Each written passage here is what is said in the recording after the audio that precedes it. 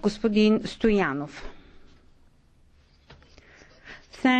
Беше ден за поклонение, 9 март, датата, на която преди 23 години турски терористи взривиха вагона за майки с деца на влака София-Бургас. Тогава загинаха 7 души, от които 2 деца. Още 9 бяха тежко ранени. Днес един от осъдените за участие в подготовката на това ужасно престъпление, Сабри Мехмед Али, е партиен функционер на Движението за права и свободи. В продължение на близо 2 десетилетия това движение, етническа партия, съществуваща в нарушение на българската конституция, използваше лостовете на местната и централната власт, като не само толерираше, но и насърчаваше разпространението на ислямски фундаментализъм. ДПС е единствената партия в Европа, построила паметник в чест на доказани терористи и детоубийци.